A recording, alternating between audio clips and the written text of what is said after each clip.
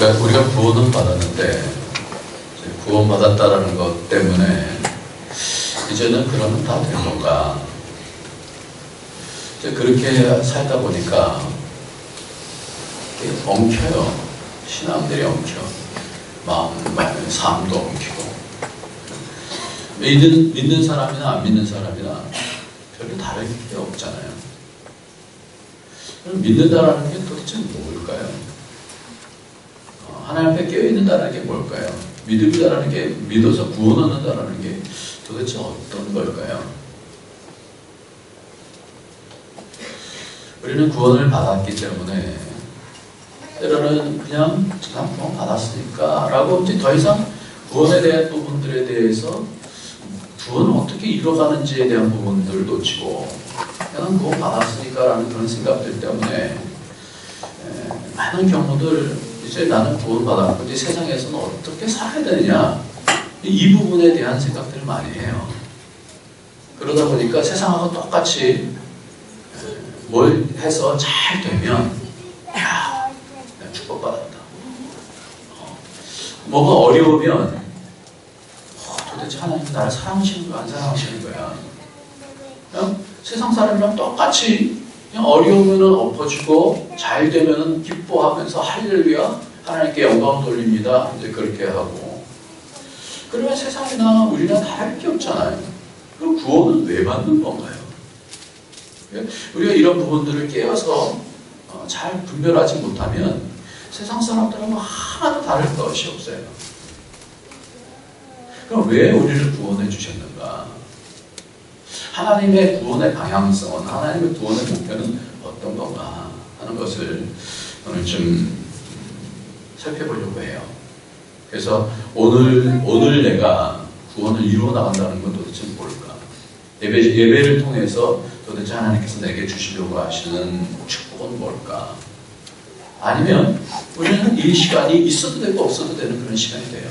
그러나 꼭 있어져야 되는 시간이 되기 위해서는 우리가 하나님께서 우리를 구원해 주신 이유와 지금 나를 구원해 가시는 것이 도대체 뭔가를 잘 알게 되어지면 그러면 그것을 잘 잡아낼 수가 있죠. 그래서 오늘 참 그랬으면 좋겠어요. 예배를 드리면서 아까 우리 와우 지사님도 그렇게 기도했습니다만은 예배를 드리면서 왔다 갔다 하면서 내가 예배 드렸다는 것만 의미를 갖는다고 한다는 것은 별 의미가 없어요. 왜냐하면 가인도 예배를 드리거든요. 가인도 예배를 드리고 아벨도 예배를 드리잖아요. 근데 가인의 예배는 하나님께서 받지 않으시는 예배예요. 하나님께서 받지 않으시는 예배라고 한다면 드릴 이유가 없죠. 그렇게 드리면 안 되죠. 바꿔서 드려야죠. 그게 의미 있는 거 아니겠어요? 그러니까 우리가 예배를 드리면서도 하나님과의 그 관계가 내 속에서 회복이 되지 않는다고 한다면 그러면 나는 그 가운데서 속에서 뭔가의 이유를 찾아내야 될 거예요. 제가 대학교 다닐 때인가요? 아무튼 예배를 드리는데 예배가 기쁘지가 않아요. 예배가 졸려있고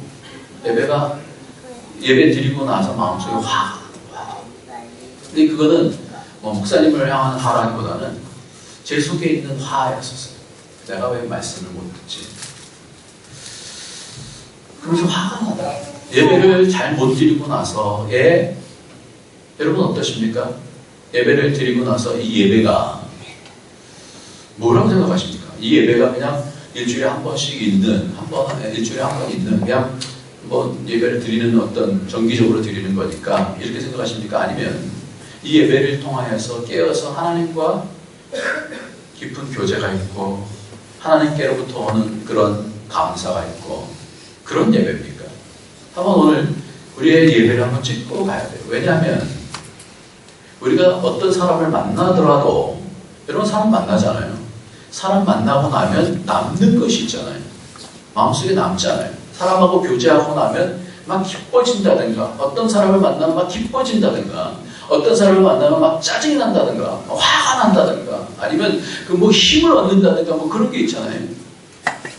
인격적으로 누군가를 만나게 되면 우리는 반드시 뭐가 있냐면 인격적인 영향력이 내게 오게 돼 있어요. 그리고 내 속에 있는 영향력이 그 사람에게 가게 돼 있거든요. 이거를 코이노니아, 영적 교제라고 그렇게 얘기를 한단 말이에요. 일단 이 예배 시간을 통해서 하나님과 오늘 만나는 시간인데 내가 오늘도 하나님과 교제하면서 아무런 느낌이 없다. 그건 아니지 않겠습니까? 만약에 그렇게 된다면 정말 심각하게 생각을 해야 돼요. 나는 지금 뭘 믿고 있는 건지, 하나님께서 나를 왜 구원해 주셨는지, 내가 구원 얻는다는 게 지금 구원을 이뤄나간다는 것이 도대체 뭔지, 이 부분, 이런 부분들이 정리가 안 되면 우리의 믿음은 상당히 헷갈리게 되어지는 거예요. 그래서 오늘도 예배가 또 한 번의 예배가 아니라 오늘 역사 가운데 우리 인생 가운데서 꼭 필요한 예배가 되는 복된 시간이 되어지기를 예수님의 이름으로 축원합니다. 살아야 돼요. 우리가 예배를 통해서 살아야 돼요. 이거는 악착같이 살아야 돼요. 영혼을 깨워서 살아야 돼요. 준비하고 예배를 드려야 되는 거예요. 그렇지 않으면 우리의 관계는 한번 사람하고 습관이라는 게 굉장히 중요하거든요. 이 습관이라는 어떤 사람하고 관계가 처음에는 굉장히 깨어있는 관계였었어요. 그런데 그 다음서부터 뭔가에 얽힘이 있어. 관계가 얽혀졌어. 그럼 그 사람에게 어떻게 되는 거예요? 아, 이 사람은 이렇구나. 그리고 만나도 몇 %밖에 마음을 안 열려. 그렇게 되지 않아요? 어떤 사람은 더 기대가 되면서 더 활짝 마음을 열고 그렇게 되지 않습니까? 어떤 사람은 관계를 맺다가 저 사람은 어떻게 저럴 수가 있어? 그래서 마음을 닫으면 그 사람하고 만나도 교제가 되지 않지 않습니까? 예배도 마찬가지인 거예요. 우리가 하나님과의 관계 속에서 하나님을 만나는 것에 대한 기대가 없다는 것은 뭐냐면 하나님과 지금 나와 교통함이 없다는 것이 되어요. 예배를 통해서 내가 기쁨을 누릴 수 있고 다시 그것이 기대가 되어지고 새로움이 내 속에 있다라고 한다면 그렇다면 그거는 살아있는 예배가 되는 거겠죠. 그래서 오늘 이 예배가 자꾸만 습관이 되어져서 놓치는 예배가 되어지면 영혼이 죽습니다. 그런데 오늘도 그 가운데서 하나라도 잡아내서 하나님께서 내게 주시고자 하시는 오늘 살아서 실존 가운데 역사하시는 그 하나님, 우리는 눈에 보이는 환경으로 살지 않는다고 그러잖아요.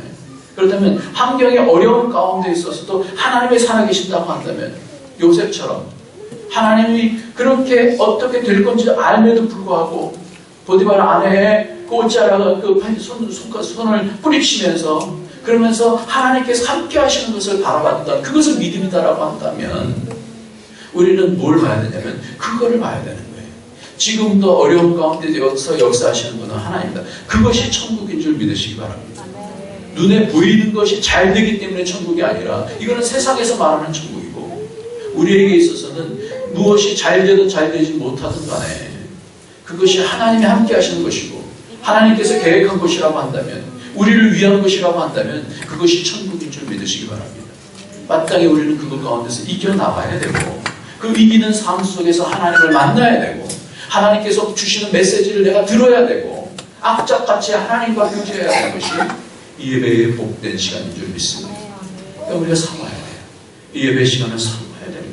인격이 없는, 인격적인 그런 교제가 없는 그런 만남은 짜증나듯이 그러나 인격적인 교제가 있으면 힘이 얻듯이 오늘 하나님과의 깊은 교제가 있을 때 하늘로부터는 은혜와 하나님께로부터 오는 능력이 채워지는 복된 시간이 될 줄 믿습니다. 오늘도 그것을 찾았고 마음을 들여야 되는 거예요. 그렇기 때문에 오늘 히브리서의 말씀, 히브리서 9장 1절에서부터 10절까지의 말씀은 첫 언약에 대한 말씀을 얘기를 합니다. 9장 1절에서부터 같이 한번 읽도록 하겠습니다. 시작. 첫 언약에도 섬기는 예법과 세상에 속한 성소가 있더라. 예비한 첫 장막이 있고 그 안에 등잔대와 상과 진설병이 있으니 이는 성소라. 또 둘째 구장 뒤에는 장막을 지성소라 하니 금향로와 사면의 금으로 쌓은 언약궤가 있고 그 안에 만나를 담은 금항아리와 아론의 쌍난 지팡이와 언약의 돌판들이 있고 그 위에 속죄소를 받는 영광의 무릎들이 있으니 이들에 관하는 이제 낱낱이 말할 수 없느라. 첫 언약에 있었던 뭐예요? 이 성소예요. 성소와 지성소에 대한 그런 얘기예요. 이것은 첫 언약에 있었던 것이다 라고 그렇게 얘기를 하면서 이 모든 것이 이같이 예비됐으니 제사장들이 첫 장막에 그러니까 성소에 들어가는 걸 얘기하고 오직 둘째 장모 지성소는 대제사장이 홀로 1년에 한 번 들어가되 자기와 백성의 허물을 위하여 드리는 피 없이는 아니하나니 성령이 이로써 보이신 것은 첫 장막이 서 있는 동안에는 성소에 들어가는 길이 아직 나타나지 아니한 것이라. 이렇게 말씀하면서 오늘 이 장막에 대한 것은 비유다. 9절 말씀 같이 봅시다. 이 장막은 시작. 이 장막은 현재까지 이제 비유니 이에 따라 드리는 예물과 제사는 섬기는 자를 그 양심상 온전케 할 수 없나니. 이제까지 장막, 성수와 지성소가 있는 이것은 비유다, 모형이다, 그림자다. 계속해서 이 말씀을 하면서 그러면 진정한 실체는 뭐냐라는 것을 오늘 말씀해 주시는 거예요. 그것이 뭐냐? 그 영원한 실체의 제사, 오늘도 드려져야 되는 그 제사, 오늘도 습관처럼 드려졌던, 옛날에 드려졌던 소를 잡고 그것을 각을 뜨고 해서 드려주고 성수에 들어가서 거기에 그 떡상이 있었고 거기에 진설병을 먹고 진설병을 하나님 앞에 진열하고 그리고 그 앞에 뭐였죠? 진설병 앞에 뭐였죠?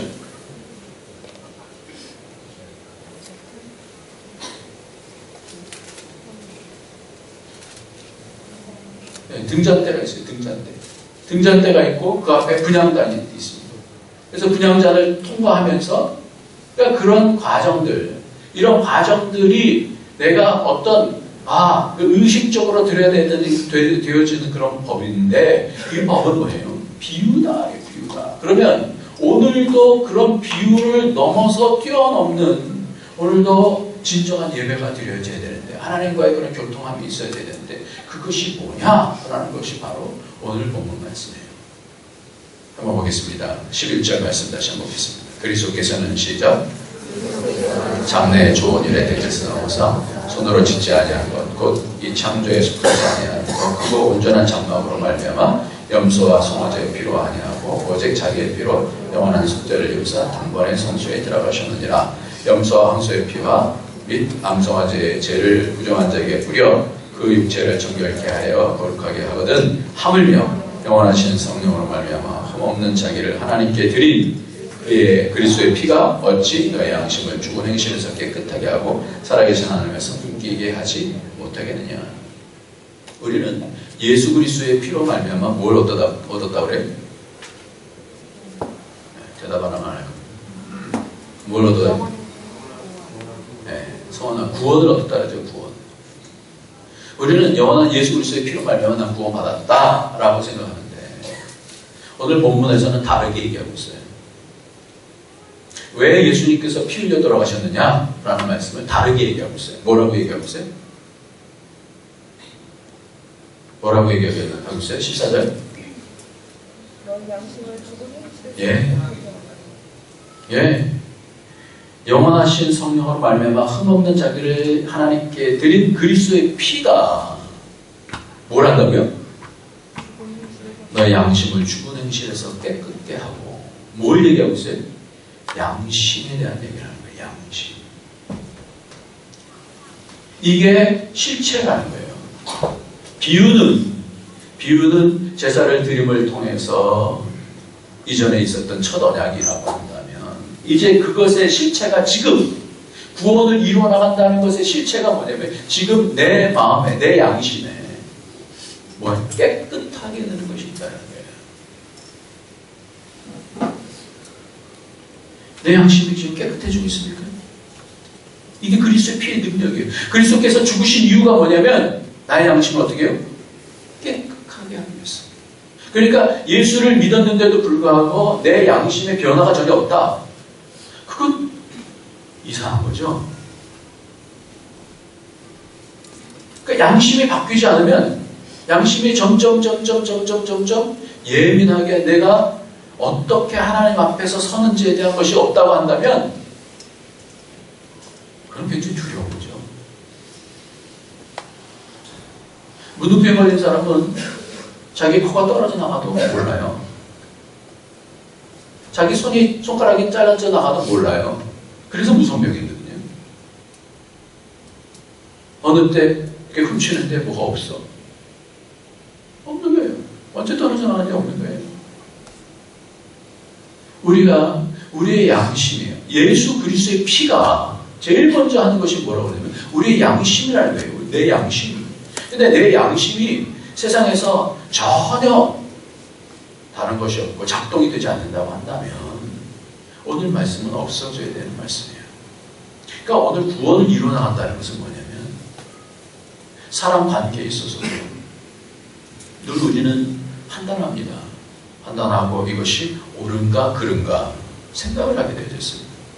사람 관계에 있어서도 이것이 옳은가, 내가 이렇게 한 것이 옳은가 판단을 해요. 잘못했으면 잘못했다고 얘기하고 미안하면 미안하다 얘기하고 하나님 앞에 가져가서 하나님 이것이 옳습니까 그럽니까 라는 것을 묻게 되잖아요. 묻잖아요. 그것이 뭐예요? 인격적인 교제예요. 마음에 불편함이 생기면 그것을 덮어두지 아니하고 그것을 끄집어 갖고 가서 하나님 이것이 맞습니까? 묻는 거예요. 이 양심이에요. 양심. 양심이라는 단어가 이렇게 중요한 단어예요. 히브리서 9장 9절에도 그렇게 또 나옵니다. 9장 9절은 뭐라냐면 이 장막은 현재까지의 비운이 이에 따라 드리는 예물과 제사는 섬기는 자를 뭐예요? 그 양심상 온전하게 할 수 없다. 근데 뭐는 깨끗하게 하고 뭐는 온전하게 한다고요? 그리스도의 피는 온전하게 된다. 그러니까 그리스도의 피로 말미암아 거듭난 사람이라고 한다면 오늘도 구원을 이루어나간다는 사람이라고 한다면 바뀌어간다는 내 양심에 작동하는 것을 멈춰두지 아니하고 내가 왜 이렇게 반응하지? 내가 나를 다시 되돌아보고 하나님 앞에서 구원을 이루어나간다는 것이 그것을 통해서 하나님의 형상을 다시 회복한다는 것이 우리 속에 있는 묶였던 것들, 죄악들에 대해서 사랑했던 것들, 미워했던 것들, 원망했던 것들, 하나님을 부정했던 것들, 분노했던 것들 이런 것들을 어떻게 해요? 하나씩 바뀌어지면서 하나님 싫어하시는 것에 대해서 영적인 교제 가운데서 하나님 싫어하시는 것에 대해서 주님 나를 위해서 나를 핏값으로 사셨는데 내가 이렇게 해서 죄송합니다. 그러면서 하나님 앞에 나와서 예배 드릴 때 이상한 하나님의 성령의 능력이 나를 다시 회복해 주시는 이것이 우리에게 복인 줄 믿으시기 바랍니다. 예배는 놓칠 수 없는 이 복이 있는 거예요. 구원을 이뤄나간다는 건 놓칠 수 없는 이런 복이 있는 거예요. 구원을 이뤄나가면서 하나님께서 내게 주신 이 감동들, 그래서 감정이 바뀌어지게 되는 기쁨이 생겨지는 하나님 나라의 어려움이 똑같이 있는데도 불구하고 기도하고 났더니 마음속에 변화가 생기는 거예요. 아들아 내가 한다. 그러면 내 속에 있는 것들이 막 힘들고 어렵던 그런 것들이 내 속에서 완전히 하나님을 친다. 하나님이 책임져 주신다. 아멘. 그럼 어떻게 내 속에서 바뀌어지는 거예요. 이게 뭐예요? 이게 예배드리는 거예요. 기도하면서 예배드리는 거예요. 어려운 환경 속에서도 하나님께서 역사하시지. 그러면서 믿음으로 반응하는 거, 이게 예배드리는 거예요. 이게 산지사를 드리는 거예요. 그 예배를 드리고 나면 두 가지로 드러나요. 하나는 뭐냐면 하나는 분노로 드러나고 하나는 가인의 예배는 분노로 드러나요. 그래서 그 동생 아벨을 쳐 죽이는 거예요. 하나는 뭐냐면 예배드리고 나면 속에 있었던 것들이 해답이 있는 거예요. 한번 시편 79편 한번 볼까요? 오늘 일베벤 이런 말씀을 같이 안 나눴습니다만 시편 79편에 우리가 이 땅을 살면서 힘든 부분이 많잖아요. 도대체 하나님이 인도하시면 도대체 세상이 왜 이래? 이런 것들에 대해서 잠잠치 말고 하나님께 물어야 되는 거예요. 한번 73편 한번 보겠습니다. 시편 73편 하나님이 같이 있습니다. 시작.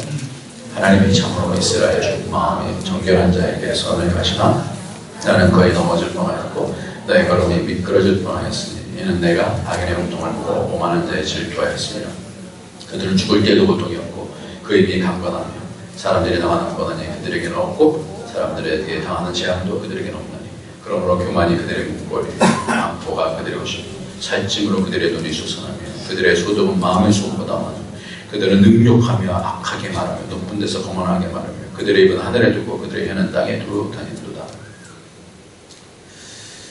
악인이 너무너무 잘 돼요. 믿는 사람들이 잘 안 됩니다. 하나님 이럴 수가 있습니까? 하나님이 참으로 이스라엘 중 마음이 정결한 자에게는 선을 행하시나 나는 거의 넘어질 뻔했다. 실족할 뻔했다. 시편 기자가 그거를 하나님께 토하는 거예요. 하나님 이럴 수가 있습니까? 그러니까 우리의 신앙생활은요, 하나님과 매번 연결이 돼야 돼요. 어려우면 어려울 때는 매번 연결이 돼야 돼요. 하나님 이럴 수가 있습니까? 해야 돼요. 그냥 세상은 내가 힘으로 살아나가는 거지. 이게 아니라 하나님께 고통스럽게 얘기해요. 하박국도 마찬가지예요. 하박국도 너무나 강포가 심하니까 하나님 도대체 어떻게 이럴 수가 있습니까? 근데 하나님은 오히려 뭐라고 얘기하냐면 더 센 바벨론을 통해서 너희들 더 짓밟을 것이다. 하나님 도대체 이게 도대체 뭡니까? 너는 달려가면서라도 읽을 수 있도록 그렇게 한다. 그러면서 주시는 말씀은 오직 의인은 믿음으로 말미암아 살리라. 이 말씀을 주시죠. 그러니까 이게 뭐냐 말이에요. 믿음으로 산다는 게 뭐냐 말이에요. 그러면서 이 시편 기자가 이렇게 되어져. 너무나 이를 알까요? 16절, 17절 한번 봅시다. 내가 어쩌면 시작. 내가 어쩌면 이를 알까 하여 생각한즉 그것이 내게 심히 고통이 되었더니 하나님의 성소에 들어갈 때야 그들의 종말을 내가 깨달은다이다. 성소에 들어갔을 때 하나님의 본심을 알게 되죠. 저들의 종말이 어떻게 되는 줄 알게 되죠. 주께서 참으로 그들을 미끄러운 곳에 두시고 하늘에 던지시는 거예요. 그러니까 이것을 보았던 하박국도 살에 썩이는 것이 들어왔다고 했어요. 이제 뭐예요? 바벨론을 통해서 나라가 망하게 되어지고 큰 환란이 오게 되어지는 그런 상황을 눈을 떠서 보는 거예요. 이 선지자가. 그런데 몸에 썩이는 것이 오지만 내가 여호와를 인하여서 기뻐합니다. 어떻게 이 오직 의인이 믿음으로 말미암아 살리라는 것이 바로 하나님과 교제하면서 하나님의 본심을 보면 내 양심이 다시 어떻게 깨끗게 되어져서 하나님을 볼 것이니라. 팔복에서 그렇게 말씀하잖아요. 마음이 청결한 자는 하나님을 볼 것이니라. 하나님의 마음을 보는 거예요. 이게 뭐예요? 이게 구원을 일어나는 이것이 예배고 이것을 통해서 회복되어지는 것이고 이런 복이 우리에게 날마다 시간마다 하나님의 마음을 아는 그 축복이 지난주에 야다라는 말씀과 지나서 겁니다.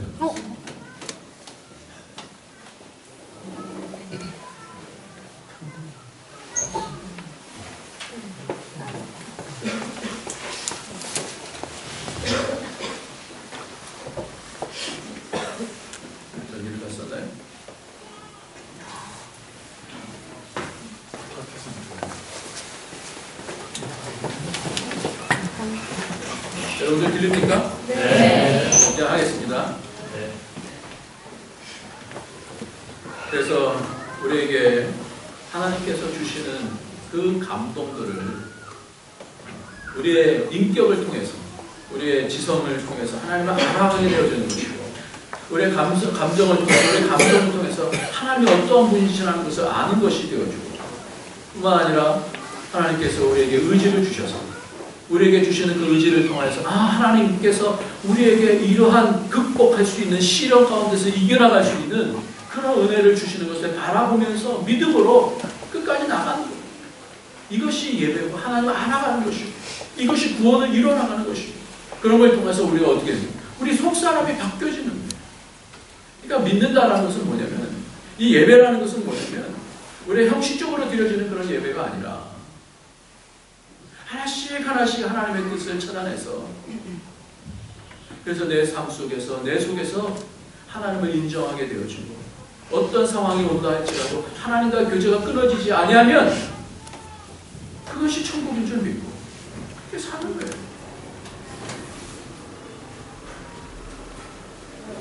오늘 본문 말씀 속에서 말씀해 주시는 것처럼 그리스도의 피가 어찌 너의 양심을 죽은 행실에서 깨끗하게 하고 우리의 삶이 바뀌어진, 변화되어진, 살아계신 하나님을 섬기게 하지 못하게 되냐.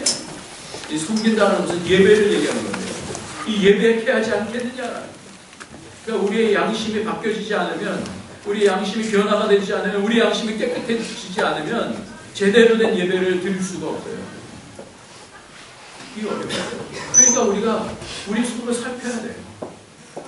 그리고 정한 마음을 달라고 하나님께 구해야 됩니다.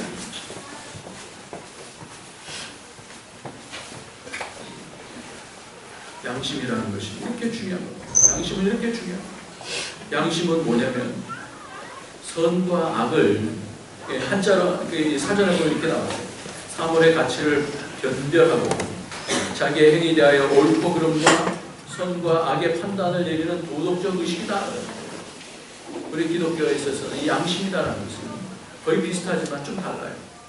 우리의 선악을 분별하게 되어지는 하나님께서 주어주신 자유의지예요.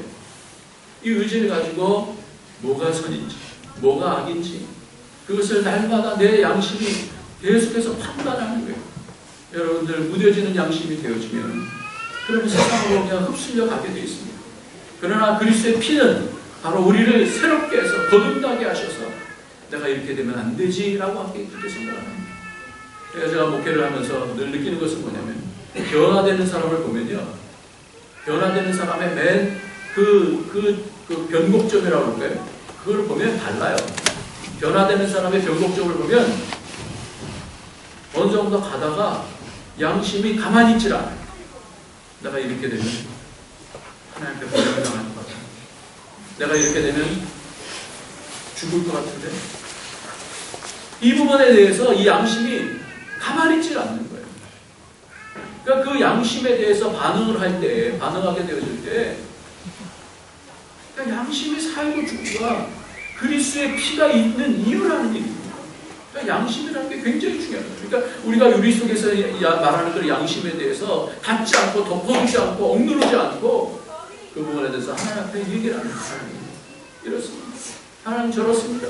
이런 분들이 얘기를 하는 거예요. 할렐루야. 아멘.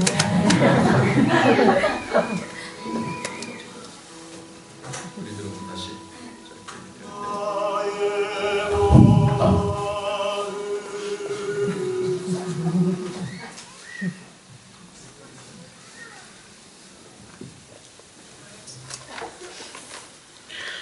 지난번에 신문을 봤더니 보이스피싱 하는 사람이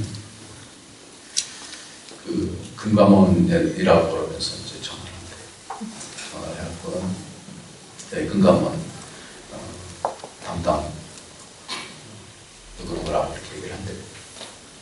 그래서 사람들이 금감원에다 전화해갖고 어떤 과정 바꿔주세요. 근데 그 과정이 있대요. 그 사람이 있대요. 근데 과장이라는 직함은 없대요. 그러면서 뭐라고 얘기하냐면 요즘은 금감원의 보이스피싱범들이 최근 금감원에 항의 전화를 하는 등 대담한 행태를 보이고 있다. 보이스피싱 범죄 담당 김용실 팀장은 한 번은 전화해서 왜 보이스피싱을 단속하고 내 목소리까지 공개해 업무를 방해하느냐 이렇게 항의하는 황당한 일도 있었다. 그러니까 가면 갈수록 어떻게 됩니까? 죄를 범죄해도 그것이 나쁘다는 것을 이제 점점적인 모르는 거예요. 근데 기독교에는 이 부분에 있어서 달라야 돼요. 하나님이 말할 때 한 번씩 덮기 시작하면 양심이 무뎌지게 되죠. 나중에 양심이 화염맞게 되어져요. 그러니까 우리에게 있어서의 마음이라는 것은 굉장히 중요합니다. 우리의 마음을 통해서 어떻게 선과 악을 분별하는 것은 우리에게 있어서 굉장히 중요합니다. 거룩을 얘기하면서 히브리서 19장 13절에 염소와 황소의 피와 및 암송아지의 죄를 부정한 자에게 뿌려 그 육체를 정결케 하여 거룩하게 하거든은 하물며 비교를 해주는 거예요. 옛 언약에서 첫 언약에 있었던 그런 옛날의 제사법을 통해서 그 피를 뿌리면서 거룩하게 하거든 하물며 그리스도의 피가. 그러니까 거룩이라는 것은 뭘 얘기하냐면 거룩은요 우리가 감이 안 잡히잖아요. 거룩해진다는 것이 우리가 사실 우리를 성도라고 얘기했지만 거룩이라는 것이 뭘로 우리가 알겠어요. 거룩이라는 것은 잘 모르거든요. 근데 하물며 그러면서 얘기해 주는 것이 그렇게 피를 뿌려서 거룩하게 해주는데 하물며 얘기하면서 말씀하신 것이 양심을 하나님께서 그리스도의 피로 깨끗하게 하고 하나님을 섬기게 하는 것으로 가지 않느냐. 그러니까 우리가 거룩해지면 어떻게 되냐면 양심이 깨끗해지면 점점 깨끗해지고 우리가 무슨 방향으로 가냐면 내가 어떻게 하나님을 더 열심히 섬길까. 이 마음이 드는 거예요. 거룩해지는 사람은요, 점점 내가 잘못된 일을 하다가는 그게 움찔움찔거리게 되고 점점 어떻게 하면 하나님을 더 기쁘시게 할까? 어떻게 하면 하나님을 더 섬길까? 이 섬긴다는 단어가 예배라는 단어예요. 내가 하나님을 어떻게 예배할까? 어떻게 하면 하나님 나라를 세우는데 내가 더 쓰임을 받을까? 이게 양심이 새로워지면 이 부분으로 간다는 거예요. 이게 거룩이에요. 거룩은 그렇게 어려운 단어가 아니에요. 목사가 되면 거룩해지나요? 좋은 옷 입으면 거룩해지나요? 그런 거 아니잖아요. 거룩이라는 것은 양심으로부터 바뀌어지고 하나님께 점점 가까이 가는 거예요. 그래서 우리가 금요일날 말씀을 같이 나눴었는데요. 금요일날 말씀 가운데서 모세와 아론의 자녀들과 70인의 장로들이 시내산까지 시내산에 올라가요. 올라가면서 하나님의 발등상을 봤는데 하나님 죽지 않게 하셨어요. 하나님 가까이 가는 거예요. 이게 거룩이에요. 이 땅은 거룩하니 넌 내 발에 신을 벗어라 그렇게 얘기를 하잖아요. 자기 마음대로 했던 것들, 마음대로 했던 것들 벗어버려요. 하나님 앞에 순종할 때 거룩하게 되어지는데 그때 왜 순종하면서 자기 마음을 꺾어나가면서 깨끗해지는 거예요. 진리를 순종함으로 깨끗해진다고 얘기해요. 거룩이라는 것이 우리가 그리스도의 거룩한 옷을 입는다라는 것이 그게 멀리 있는 것이 아니라 내 마음, 내 양심이 그리스도의 피 때문에 또다시 그리스도의 피 앞으로 와서 또다시 회개하고 그럴 때 어떻게 깨끗하게 되죠. 그리고 예배에 참여하고 싶어요. 그게 참 희한한 거예요. 요한복음 4장에 보면 사마리아 여인이 있는데 자신의 죄가 지적당했어요. 예수님께. 너 남편이 5명 있지 않았냐? 근데 지금 있는 남편도 네 남편이 아니다. 그러니까 이 사람이 뭐라고 하셨어요? 당신 선지자십니까? 우리가 어디서 예배를 드려야 됩니까? 뭐가 되는 거예요? 양심이 확 열려지니까 바로 뭐가 나는 거예요? 예배를 드리고 싶어요. 그러니까 하신 말씀이 영과 진리로 예배할지라. 장소가 중요한 것이 아니다. 그리스도산도 아니고 예루살렘도 아니다. 진정과 진정으로 예배하는 자를 찾으신다. 이렇게 얘기합니다. 그러니까 우리의 양심이 회복되지 않으면, 우리의 양심의 일이 잘 분별이 되지 않으면 예배가 안 되는 거예요. 솔직히 말하면 그거예요. 단계가 있는 거예요. 예수의 피를 통하여서 오늘도 우리가 절대적으로 그러니까 예배가 잘 안 드려지면 다시 아벨의 제사로 가야 돼요. 다시 분노하지 말고 또다시 아벨의 제사로 가서 하나님 예배가 잘 안 드려져요. 하나님 나를 불쌍하게 해주세요. 그리스도의 피로 내 속에 막혀있는 것들을 사하여 주시고 악한 영의 역사들을 끊어주시옵소서. 그렇게 해서 예배가 되어지는 그런 은혜가 있기를 예수님의 이름으로 축원합니다. 깨끗해져요. 그래서 오늘 말씀을 보면 두 가지를 이렇게 비교해 주는데요. 9장 11절 12절 말씀에 그리스도께서 장래에 좋은 일에 대제사장을 오사 손으로 짓지 아니한 것 곧 이 창조에 속하지 아니한 더 크고 온전한 장막으로 말미암아 자기의 피로 성소에 들어가셨다. 이렇게 말씀하고 14절 말씀에는 똑같은 구조로 말미암아 이렇게 얘기하고 있어요. 이 말미암아라는 것을 비교해 주면서 이렇게 얘기합니다. 주님께서 이루신 것이 우리에게는 어떻게 이루어지는가라는 그러한 실제적인 구원을 이루어난 것에 대해서 말씀합니다. 14절 다시 한번 읽고 있습니다. 하물며 영원하신 성령으로 말미암아 흠없는 자기를 하나님께 드린 그리스도의 피가 어찌 너희 양심을 죽은 행실에서 깨끗하게 하고 살아계신 하나님을 섬기게 하지 못하겠느냐.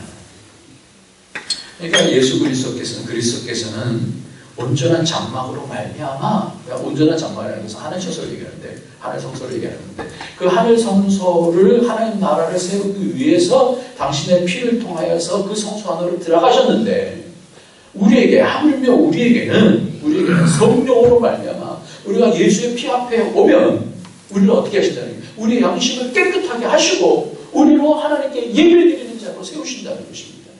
여러분 이것을 믿으시기 바랍니다.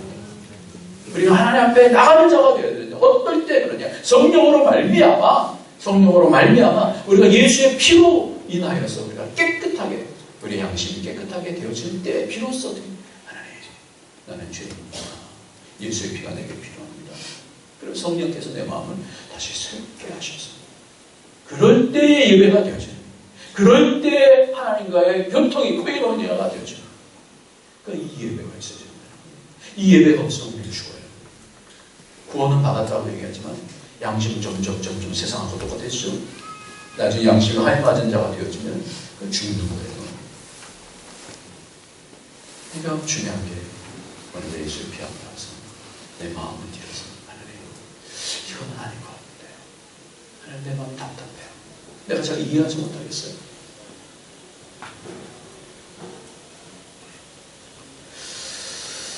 그것이 오늘 신약 9장 11절에는 그리스도께서 장된 좋은 일의 대제사장으로서 좋은 일이라는 단어가 구약으로 얘기하면 지난주에 우리가 그 말씀을 했었죠. 야다라는 말씀이 구약에서는 안다라는 단어예요. 하나님은 경험한다라는 단어다 이렇게 얘기했어요. 그런데 이것이 신약에 오면은 기노스코라는 단어와 오이다라는 단어로 이제 바뀐다고 그렇게 말씀했어요. 그래서 우리가 지금은 거울로 보는 같이 칭하나 그때는 얼굴과 얼굴을 대하고 보셔. 지금 내가 부분적으로 알아야 되는 기노스코라는 것을 쓰지만 그때는 주께서 나를 아신 것 같이 내가 온전히 알리라는 말씀 오이다라는 온전하게 아는 것은 다른 단어로 썼다 이렇게 얘기했는데 여기서도 마찬가지로 선이라는 단어가 하나님께서 창조하실 때 우리를 창조하시면서 보시기에 좋다라는 단어는 토브라는 그런 단어예요.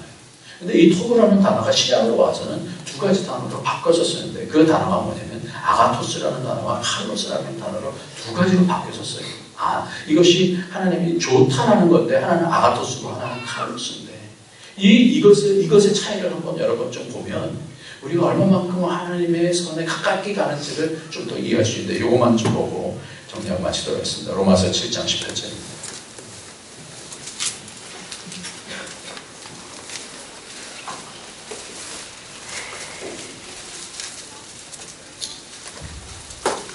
죄송합니다. 원어를 써서 죄송한데 아무튼 이 단어들은 알아두면 참 좋을 것 같아서 합니다. 로마서 7장 18절 말씀에 두 단어가 똑같이 나와요. 아가토스라는 단어와 카로스라는 단어가 나오는데요.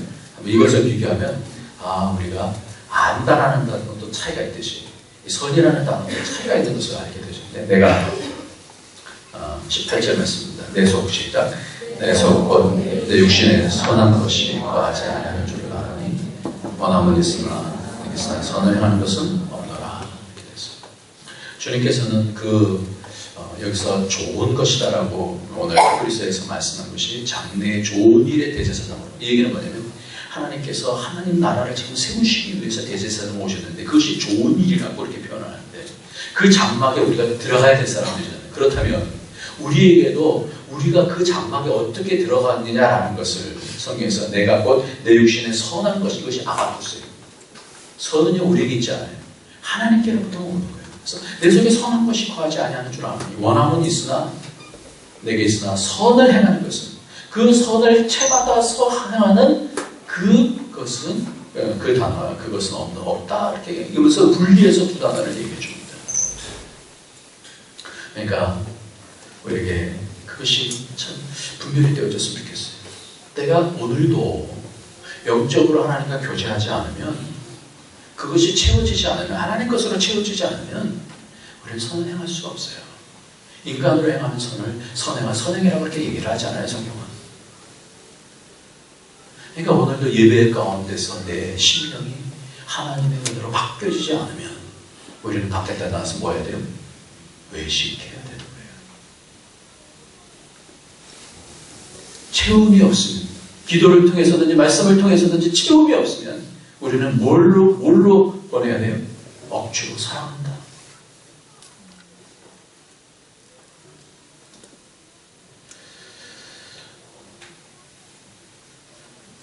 그래서 예배가 중요한 겁니다. 예배가. 예배가 이거는 내 상황이 막 어떻든 간에 전에 제가 예배 드릴 때 바깥에 콩튀어가 안 되는 거예요. 더운데. 그래서 막 공장에다 전화해갖고 그것이 예배 드리기 3분 전에 저기서 막 분주한 거예요. 근데도 불구하고 제가 말씀을 전해야 되는 사람이잖아요. 하나님과 교통하면서 예배를 드려야 되는 사람이잖아요. 그게 제 실종이잖아요. 얼마나 힘든지 모르겠어요. 그럼에도 불구하고 마음을 다잡고 하나님 은혜 주세요. 은혜 주세요. 그러면서 내 마음속에 이러면 안 되는데 이러면 안 되는데 이런 생각도 많이 했어요. 어쨌든 간에 어떤 상황이 되든 간에 예배에 성공하는 저 여러분이 되시길 예수님으로 축원합니다.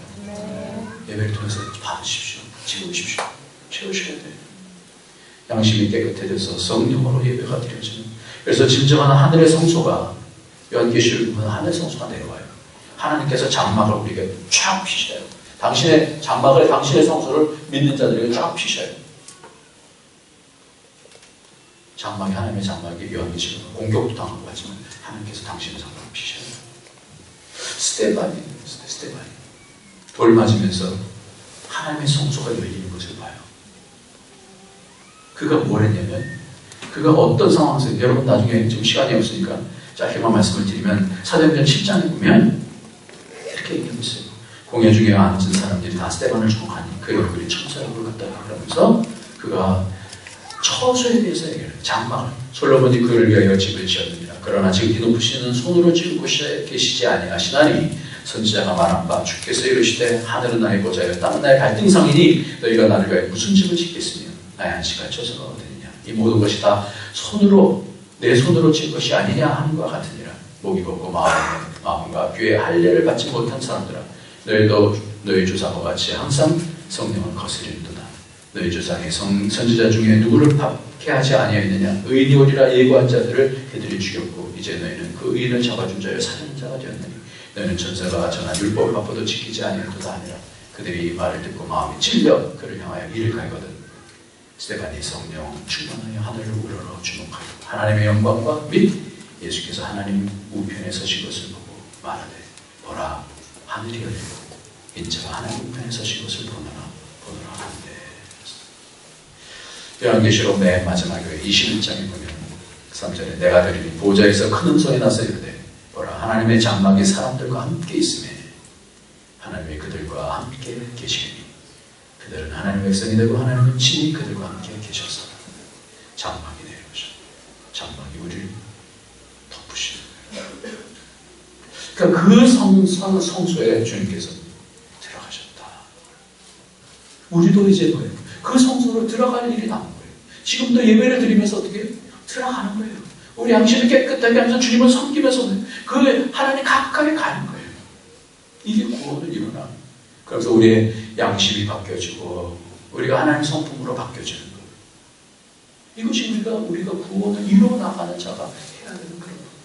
그러니까 이 일을 행할 때 내가 착하게 살면 되지. 그래서 되질 않아요. 예배를 통해서 양심이 세워지면서 하나님을 섬기면서 예배를 드리면서 예배 가운데 예수의 피로 말미암아 우리를 채우시는 그 은혜가 있는 것이고 그 은혜를 받으시기를 축원합니다. 어제 위원장 마지막 회의를 물론 이제 신구 위원장 연합회의를 12월 달에 같이 할 것입니다만 이번 위원장들은 좀 그렇게 했으면 좋겠어요. 좀 시간을 많이 내고 예배에 참석해서 같이 은혜를 공유하고 힘써서 일할 수 있는 그런 사람들 그랬으면 좋겠다 그렇게 기도하고 있는데 참 기존의 위원장들이 참 일을 참 잘 감당했어요. 특별히 예배위원회 보면 정말 오늘 말씀이 예배가 중요하다고 말씀드렸잖아요. 하늘 장막으로 들어가는 그런 예배 그걸 위해서 저쪽에 예배 드려지기 전에요. 몇십 분 전에 저쪽 유치부실에서 네 분이 사모님 두 분 하고 집사님 두 분 하고 해서 네 분이 이 예배를 위해서 여러분 기도하는 거 아십니까? 매번마다 기도해요. 이 예배가 하나님의 은혜 가운데 드려질 수 있도록 매번마다 기도하는 거예요. 예배는 영적인 것이기 때문에 사단의 방해가 얼마나 많은지 몰라요. 그래서 지금 연초서부터 이렇게 쭉 오면서 저는 너무나 감사한 게 예배가 얼마나 안정이 되어지고 예배에 기름 부으심이 있는지 기도하는 사람이 있기 때문에 자원에서 제가 하라고 말씀드리지 않았어요. 근데 자원에서 그렇게 하는 예배에 의해서 그래서 이렇게 자리를 잡아가는 것이 쉽지 않은데 이게 다 열려서 하늘의 장막이 이 가운데 쫙 임전 그런 영광의 예배가 우리 안디옥교에서 드려질 수 있기를 간절히 사모합니다. 여러분들 듣지 마시고 기도를 준비하고 오세요. 예배는요 생명이에요. 생명. 내가 죽는지 사는지에 대한 생명이에요. 생명의 시간이에요. 예배는 보는 것이 아니라 드리는 것이고 마음을 다하고 뜻을 다하고 성품을 다해서 하나님을 사랑하는데 늦을 수 있겠습니까? 미리 와서 준비해야죠. 전도 세가족이를 보니까 세우는 사람들 아니면 가난한 성도들 지난번에 말씀드렸습니다. 가난한 성도가 뭐라 했어요? 가난을 거꾸로 하면 안 나가는 성도죠. 안 나가는 성도. 그러다가 하나님이 또 감동을 주셔서 그 영에 그 마음에 하나님께서 감동 주시고 사람들이 나오잖아요. 그렇게 나왔을 때 이 세가족 전도인은 그 사람들을 전도하고 새로운 가족들이 왔을 때 예배드릴 수 있도록 돕는 거예요. 회복할 수 있도록 돕는 사람. 절대 수고가 없으면 영적인 수고